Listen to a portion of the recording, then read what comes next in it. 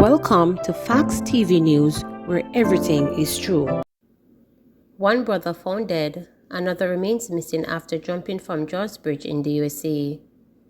A Jamaican man is dead and his brother is missing after jumping from a bridge in Martha Vineyard in the United States. The brothers were in the US on the summer work and travel program. The body of Tavares Bulgin was found around 9 a.m. However, his brother Tavan Bulgin is still missing. A multi-agency search for Tavan, which lasted some 14 hours, has been suspended, pending any new development. Reports from the U.S. Coast Guard are that the 4 people went missing on Sunday night. 2 men ages 27 and 21 were recovered uninjured. The Coast Guard say 9 co-workers jumped off the bridge, which is also known as George Bridge, because it was part of an important scene in the movie filmed on the island.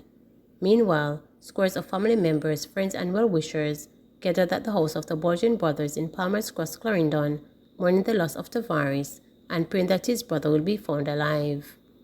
26-year-old Tavares and 21-year-old brother Tavan are the children of Pastor Keith Bulgin, who heads the Palmer's Cross New Testament Church of God. When reporters spoke to Reverend Roy Parkins, who is a spokesperson for the family, he said the church and the wider Palmer's Cross community are devastated. When I got the call and I got to the house about 7:30, a number of persons were there already, and it was a scene of howling and bawling. People were weeping uncontrollable. As the morning went by, within another hour, it was, significant number of persons. And the context is that these boys grew up in the community. Their parents have been serving in the community over 25 years. So they have grown up in the community as children of the pastor, and they have decked themselves in that kind of order, and hence a congregation of over 300 members are mourning, and a community of over probably 8,000 persons are just devastated at this time. They went up on the summer work program and they had jobs at Martha's Vineyard. But the information that we have is that they would have gone to that famous bridge, the Jaws, and in the group of others, and had a jump as young people.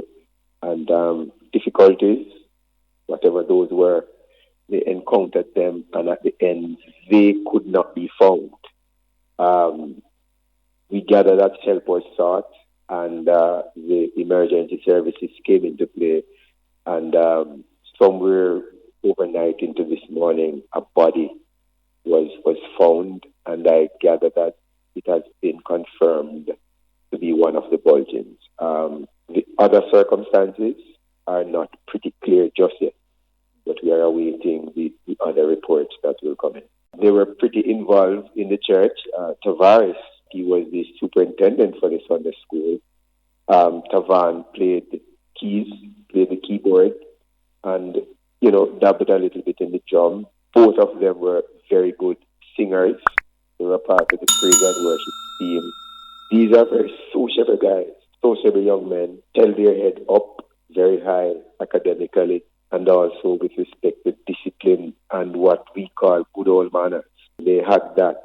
They have been loved, and I believe continue to be loved by the community at large and by the church members. More than 90% of Jamaicans have little or no confidence in the police. More than 90% of Jamaicans says they have little or no confidence in the Jamaican Constabulary Force JCF, even as the island continues to grapple with a high murder rate. Jamaicans say they have more confidence in the army. The findings are from the latest Don Anderson poll. The poll conducted between July 16 and 26 among 1,113 people sought to gauge the confidence of the Jamaican public in the police as well as the army. Almost half of the population, 47%, expressed they have no confidence in the Jamaica Constabulary Force, while another, 47%, say they have little confidence. Pollster Don Anderson said only 6% of the interviewed say they have a little confidence in the police.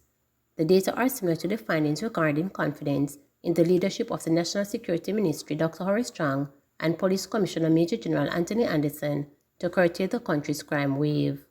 More than 90% of Jamaicans have little or no confidence in either of the leadership. The Jamaica Defense Force JDF, on the other hand, fared better than both leaders as well as the police force. 26% of those interviewed say they have no confidence in the army, while 49% say they have little confidence. However, another 25% or 1 in 4 persons say they have a lot of confidence in the army. MAJ President says he believes Jamaicans will be more willing to take monkeypox vaccine than they were to take COVID-19 vaccine. President of the Medical Association of Jamaica, Dr. Brian James, says he believes Jamaicans will be less hesitant to take the monkeypox vaccine than they were in taking the COVID-19 vaccine. His comments follow reports that the Health and Wellness Ministry will be looking to procure monkeypox vaccines. However, given that some citizens were and continue to be hesitant to take the COVID-19 vaccine, there is some concern that the situation may be the same with the monkeypox jab. Speaking to reporters, Mr. James stated that this may not be the case. One of the things that would probably make it easier for people to accept it, one of the things that the sort of anti-vax part of the society says is that the COVID one was developed too quickly and there is a new technology involved. The monkeypox one was not developed so quickly at all. It has been around for a while. And the smallpox vaccine, which is said to be sort of more than 80% effective against monkeypox, has been around for a very, very long time. In fact, they only stopped giving it to everyone because smallpox was eradicated in, I think, maybe about 2000, was it? So all the persons who were children before smallpox was declared eradicated, they would have received the smallpox vaccine. And so they have a relative protection against monkeypox. In most places where the vaccine is now given, it is not given to everyone. There's no expectation that there will be a mass vaccination campaign. It's just given to those people who are particularly vulnerable. So like people who are immunocompromised or maybe pregnant women. Though that cohort of people who might have special vulnerabilities, that's what they've been giving so far. Major multi-agency operation aimed at restoring law and order get underway in Montego Bay yesterday. A major multi-agency operation aimed at restoring law and order in the streets of the second city got underway in Montego Bay, St. James on August 15. Operations Officer for the St. James Police, Superintendent Aaron Samuels, says the initiative called Operation Restore Paradise, a public order reset, will run for 2 weeks. He notes that there is lawlessness across the country as it relates to vending in no-vending areas and taxi operators picking up and dropping off passengers in areas where they are not designated for such activities. Superintendent Samuels indicated that these actions do not allow for proper policing in the area. We started off with what we consider a town sweep. The town sweep is where we impact the space prior to the vendors and the taxis coming in. So we're there from 6 this morning, ensuring that we maintain those areas, and we have been doing so throughout the course of the day. We have not had any pileup of traffic in the town due to this. The streets were clear, you'll be able to see.